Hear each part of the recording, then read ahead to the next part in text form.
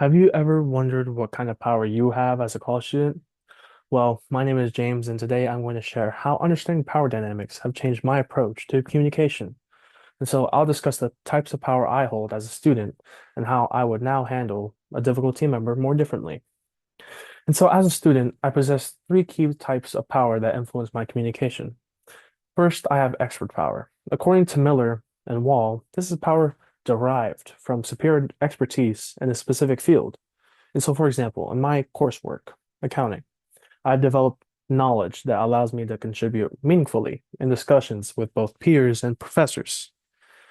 Second, I build connection power through networks. As our course material explains, this is power based on relationships. And so I experienced this with my study group where my connections or our connections helped us communicate more effectively with one another and support each other. Third, I have information power. This is access due to our position. And so knowing how to navigate the library or understanding the course requirements for this assignment gives me the ability to help other fellow students that may struggle, which strengthens our communication with one another. And so with these three power types, it helps us help each other and impacts the communication we have in academic settings. And so I once have worked with a difficult team member. And now using our course concepts, I now know how to communicate more differently with people in those situations.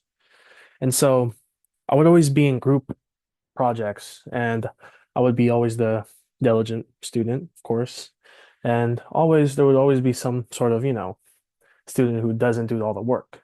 And so in our course materials, we will call that the social loafer.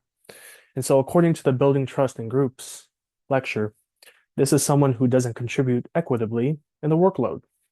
And so my original communication was ineffective because I would just show frustration to that person because they're not doing any work. And so initially I would be frustrated because I want to get it done.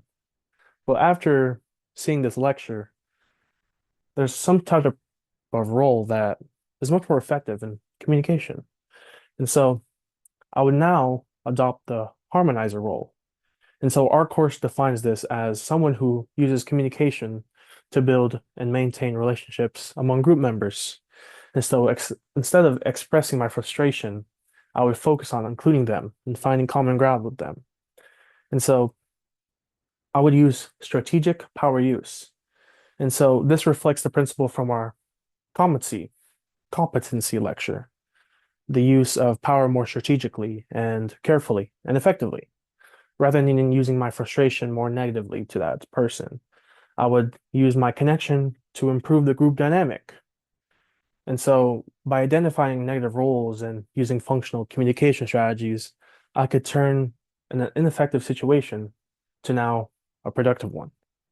And so understanding power dynamics have shown me that effective communication isn't just about that, what we say, but how we strategically use our influence, whether it's about leveraging our student power or managing difficult team members. So with these concepts, it helps me and others improve and become better as communicators and leaders. Thank you.